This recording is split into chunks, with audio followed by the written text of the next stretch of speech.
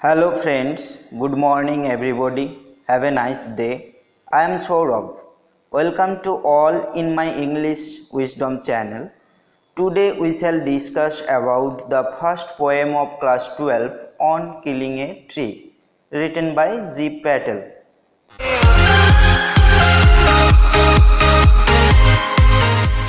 তো ফ্রেন্ডস, আমরা পুরো কবিতাটির বেঙ্গলি অ্যানালিসিস করার আগে এসো আমরা পোয়েট সম্পর্কে কিছু কথা জেনে নিই, যাতে আমাদের পুরো পোয়েমটি আরও ভালো করে বুঝতে সুবিধা হয়।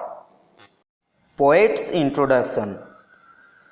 জি Patel was an Indian Parsi poet born on 18th August 1940. G. Patel was an Indian Parsi poet. জি প্যাটেল হচ্ছেন একজন ভারতীয় এবং পার্সি বংশোদ্ভূত কবি। তিনি জন্মগ্রহণ করেছিলেন 18th August 1940-তে। He is a versatile genius, a combination of 4 P's: poet, painter, playwright and physician. He is a versatile genius. তিনি হচ্ছেন একজন বহুমুখী প্রতিভাবান ব্যক্তি। এ কম্বিনেশন অফ 4 P's, তার গুণগুলোর মধ্যে 4টে পি অস্তিত্ব আমরা পাই। তোমরা বন্ধুরা দেখো, 1 হচ্ছে পোয়েট, সেকেন্ড হচ্ছে পেন্টার, থার্ড হচ্ছে প্লেরাইট, ফোর্থ হচ্ছে ফিজিশিয়ান।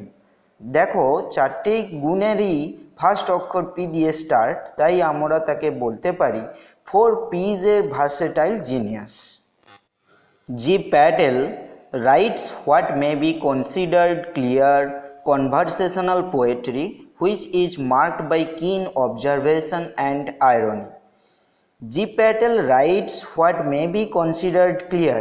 জি প্যাটেল যে কবিতাগুলো লিখেছেন সেগুলো পরিষ্কারভাবে বিবেচিত। And conversational poetry.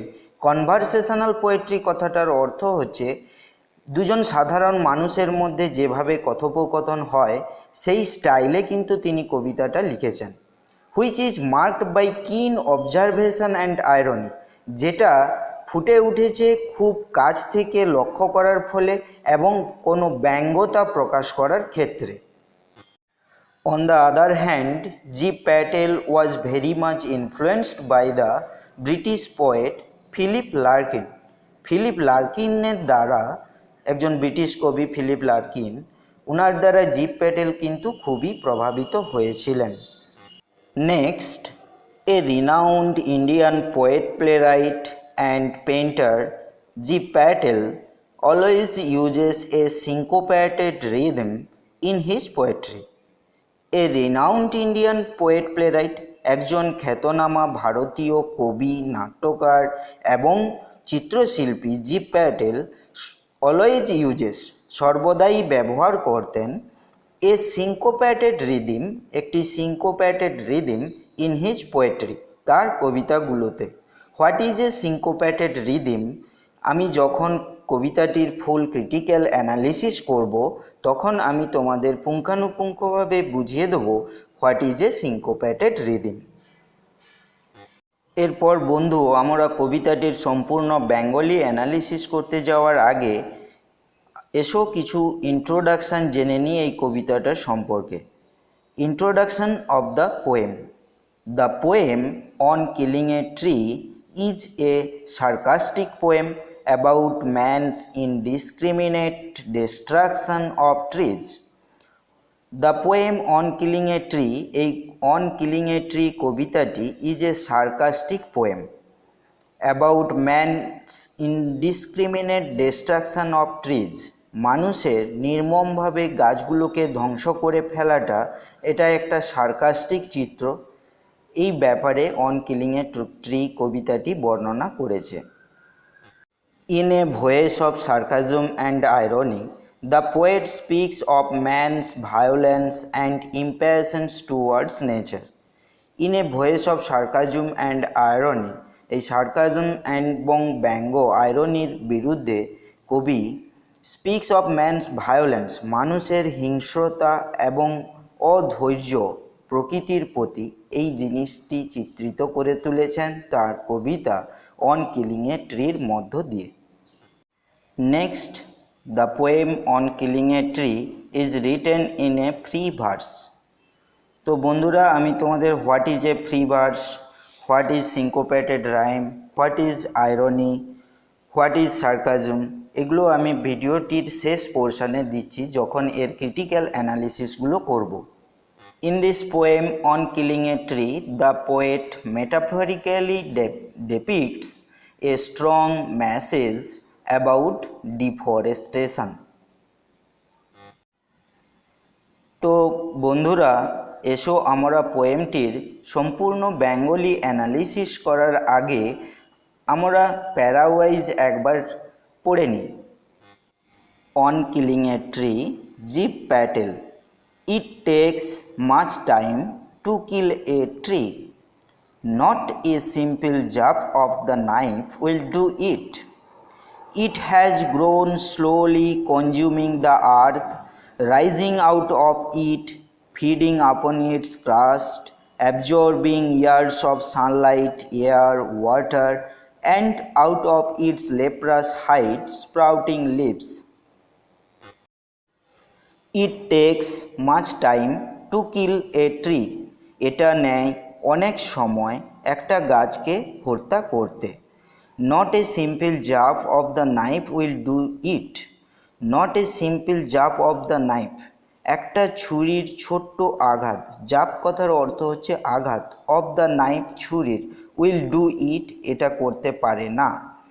It has grown এটা জন্ম নেয়, স্লোলি আস্তে আস্তে, কনজিউমিং দ্য আর্থ পৃথিবী থেকে শক্তি সংগ্রহ করে বা পৃথিবীর নিউট্রিয়েন্টস সংগ্রহ করে সে আস্তে আস্তে বড় হয়ে ওঠে। রাইজিং আউট অফ ইট এটার ওপরে আসে, মানে পৃথিবীর ভূপৃষ্ঠের উপরে উঠে আসে। ফিডিং আপন ইটস ক্রাস্ট, ফিডিং কথাটির অর্থ হচ্ছে খাওয়ার খাইয়ে, আপন ইটস ক্রাস্ট এর উপরি অংশ থেকে খাবার খাইয়ে সে বড় হয়ে ওঠে। ক্রাস্ট কথাটির অর্থ হচ্ছে the top layer of the earth. Absorbing years of Sunlight, absorbing কথাটির অর্থ হচ্ছে শোষণ করে, ইয়ার্স অফ সানলাইট বছরের পর বছর সূর্যকিরণ, এয়ার বাতাস, ওয়াটার জল, and out of its leprous hide এবং তার খসখসে চামড়া থেকে। লেপ্রাস কথাটির অর্থ হচ্ছে, দেখো ফ্রেন্ডস, এখানে কবি মানুষের যে লেপ্রাস ডিজিজটা হয় ওই টার্মটি কবি এখানে ইউজ করেছেন, লেপ্রাস হাইড। তো গাছের ওই খসমসে চামড়া থেকে বেরিয়ে আসে ছোট্ট ছোট্ট পাতা। এরপরে বন্ধুরা এসো আমরা সেকেন্ড স্ট্যাঞ্জাটিতে যাই। দেখো বইটিতে দেখো, so hack and chop, but this alone will not do it. Not so much pain will do it. The bleeding bark will heal, and from close to the ground will rise curled green twigs, miniature boughs, which if unchecked will expand again to former size. So hack and chop. সুতরাং hack কথাটির অর্থ হচ্ছে তুলে ফেলো, and chop, chop কথাটির অর্থ হচ্ছে কুচি কুচি করে কাটো। But this alone will not do it, কিন্তু এটা তুমি একা কি করতে পারবে না। Not so much pain will do it, না খুব বেশি যন্ত্রণাও তুমি দিতে পারবে না। The bleeding bark will heal, রক্তাক্ত ছালটা বা রক্তাক্ত ছালটি উইল হিল সেটা সেরে উঠবে অটোমেটিক্যালি, মানে আপনা আপনি কোনো গাছে যদি কোনো ক্ষতস্থান তৈরি হয় তাহলে সেটা অটোমেটিক্যালি সেরে যায়।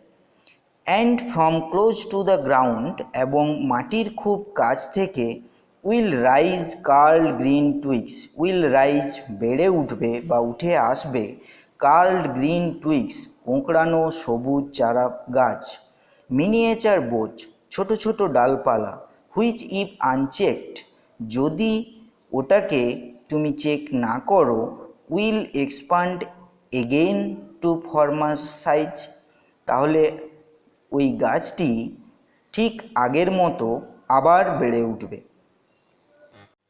তো বন্ধুরা, আমরা এই প্রথম দুটো স্ট্যাঞ্জার যদি একটু থিমেটিক্যালি অ্যানালিসিস করতে যাই, তাহলে তোমরা একটু ভালো করে লক্ষ্য করে দেখো। In the first stanza, the poet Gieve Patel strongly depicts how a tree grows with the help of Mother Nature through feeding and healing. কবি তার প্রথম স্ট্যাঞ্জাটিতে দেখিয়েছেন কিভাবে একটি গাছ মা নেচারের কাছ থেকে তার খাবার সংগ্রহ করে এবং সে নিজে কিভাবে তার শুশ্রূষা করে। কবি প্রথম স্ট্যাঞ্জাটিতে এই জিনিসটি দেখিয়েছেন। এরপরে তোমরা বন্ধুরা সেকেন্ড স্ট্যাঞ্জাটিতে যাও এবং সেকেন্ড স্ট্যাঞ্জাটি পড়ার পর আমরা এই জিনিসটা পাই যে in the second stanza the poet G. Patel describes the resilience of a tree and a single man cannot decay a tree properly. দ্বিতীয় স্ট্যাঞ্জাটিতে আমরা পাই কবি গি প্যাটেল একটি গাছের সহনশীলতা, একটা গাছ কত কষ্ট সহ্য করতে পারে এবং তার মধ্যে কত ধৈর্য রয়েছে, ওই জিনিসটা কবি দেখিয়েছেন। And a single man can not decay, একজন সাধারণ মানুষ বা একজন একা মানুষ সে কিন্তু গাছটিকে নষ্ট করতে পারছে না সম্পূর্ণভাবে। তো ফ্রেন্ডস, ভিডিওটি অনেক লং হওয়ার কারণে আমি এই ভিডিওটিকে দুটো পার্টে ভাগ করেছি। এর আগে আমি তোমাদেরকে যে লিটারেরি টার্মসগুলো বলেছিলাম, ওই লিটারেরি টার্মসগুলো ও ক্রিটিক্যাল অ্যানালিসিসগুলো সেকেন্ড পার্টে অবশ্যই আমি তোমাদেরকে করে দেখাবো।